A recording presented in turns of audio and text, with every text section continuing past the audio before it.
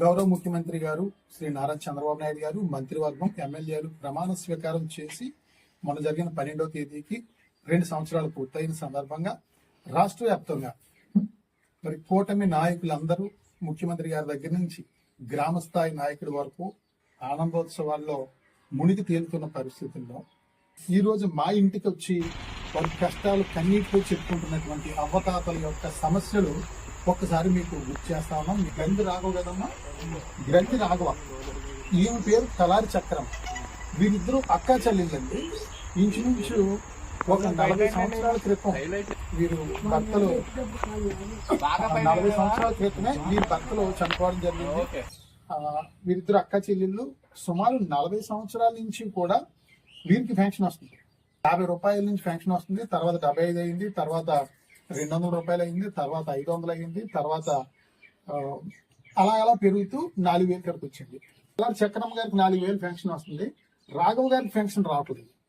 గత 3 సంవత్సరాల నుంచి పెన్షన్ రావట్లేదు. రాఘవ గారు ఏంటి పెన్షన్ రావట్లేదు అని చెప్పేసి అంటే, వీళ్ళిద్దరూ ఒకే రేషన్ కార్డులో ఉన్నారు. ఒకే రేషన్ కార్డులో ఉండడం వల్ల మీరు పెన్షన్ తీసేసామని చెప్పేసి రాఘవ గారు పెన్షన్ తీశారు. ఎన్నికల్లో సైకిల్ గుర్తుకు ఓటేయండి, తప్పనిసరిగా మీకు పెన్షన్ వచ్చేలాగా మేం చేస్తాం అని వీరు ఆధార్ కార్డులు ఇవన్నీ కూడా ఈ నాయకులు, ఈ టీడీపీ కార్యకర్తలు తీసుకొచ్చిన సెల్ నెంబర్లో వీరి ఆధార్ కార్డులు ఎక్కించి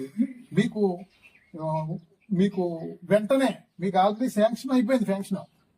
మీకు చంద్రబాబు నాయుడు గారు తెలుగుదేశం పార్టీ గెలిచిన వెంటనే పెన్షన్ వచ్చేది అని 2 సంవత్సరాల క్రితం జరిగిన ఎన్నికల్లో వీరికి వాగ్దానం చేయడం జరిగింది. అటువంటిది వీళ్ళిద్దరు ఓటు మీకు కావాలి. ఈమె పెన్షన్ ఆగిపోయిందని చెప్పేసి ఈ మామగారు బాధ అంతా చెప్తే, లేదు నీకు పెన్షన్ వచ్చేద్దామా, నీకు ఓటీపీ వస్తుంది నీ సెల్ నెంబర్కి, లేకపోతే మీ సెల్ నెంబర్ వీళ్ళు వాడడం రాదు, వీళ్ళ మనోడి సెల్ నెంబర్కి ఓటీపీ వస్తుందని చెప్పేసి ఓటీపీ చూపించడం, మీకు పెన్షన్ వచ్చేస్తుందని చెప్పేసి మాయ మాటలు చెప్పి ఇద్దరికి కూడా కళ్ళు సరిగ్గా కనిపించండి. తెలుగుదేశం పార్టీ నాయకులు తీసుకెళ్లి అమ్మ ఇలా సైకిల్ గుర్తుకు ఓటేయని చెప్పేసి సైకిల్ గుర్తు మీద ఓటు వేయించుకున్న పరిస్థితి.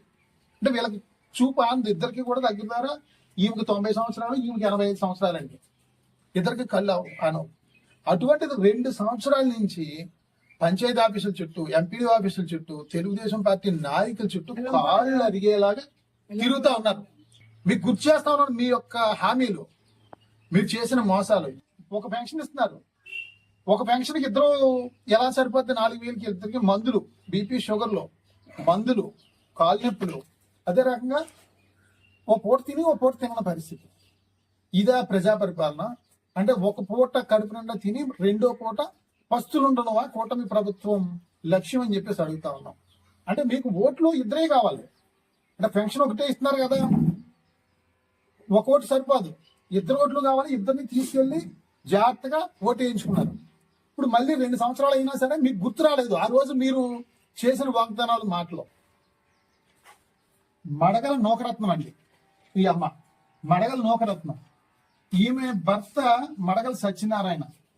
అప్పుడు వైఎస్ఆర్ కాంగ్రెస్ పార్టీ ప్రభుత్వంలో ఈమె భర్తకి పెన్షన్ ఇచ్చేవారు. పెన్షన్ చాలా కాలం తీసుకున్నాడు. తీసుకున్న తర్వాత గత 3 సంవత్సరాల క్రితం భర్త చనిపోయాడు. భర్త చనిపోతే స్పౌజ్ పెన్షన్ అంటాం కదా, అంటే భర్త చనిపోతే వెంటనే భార్యకి పెన్షన్ ఇచ్చేస్తారు, 1 నెలలో పెన్షన్ ఇస్తారు. అటువంటిది గతంలో పెన్షన్ రాకపోతే ఎన్నికల్లో అమ్మా నూకరత్నం గారు మీరు సైకిల్ గుర్తు ఓటేయండి, తప్పకుండా మీకు పెన్షన్ వచ్చే నెలలో వచ్చేస్తుంది అని ఈ నూకరత్నం గారు నమ్మించి సైకిల్ గుర్తు ఓటేయించుకుని గద్దెనెక్కడం జరిగింది. దగ్గర 2 సంవత్సరాలు అవుతుందండి. ఇచ్చే పథకం కూడా పూర్తి స్థాయిలో ఇవ్వని దౌర్భాగ్య పరిస్థితి. మరి ఈ భర్త పెన్షన్ తీసుకునేవాడు, ఈమెకి స్పౌస్ పెన్షన్ రావాలి కదా, ఇప్పుడు లేదండి. 2 సంవత్సరాలు పైన అవుతా ఉంది. అంటే ఈ 2 సంవత్సరాల నుంచి 96,000 రూపాయలు ఈమెకి కూటమి ప్రభుత్వం బకాయి ఉంది. ఈ గ్రంథి రాఘవ గారికి 2 సంవత్సరాల నుంచి కూటమి ప్రభుత్వం 96,000 రూపాయలు బకాయి ఉంది కూటమి ప్రభుత్వం. అంటే ఈ బకాయిలన్నీ మీకు గుర్తు చేస్తా ఉన్నాం. అంటే ఆ రోజు ఓట్లు మీకు కావాల్సినప్పుడు అమ్మ నవరత్నం గారు సైకిల్ ఓటేయండి, నీకు ఇదిగో నీ సెల్కి ఓటీపీ వచ్చింది చూడు, గెలిచిన వెంటనే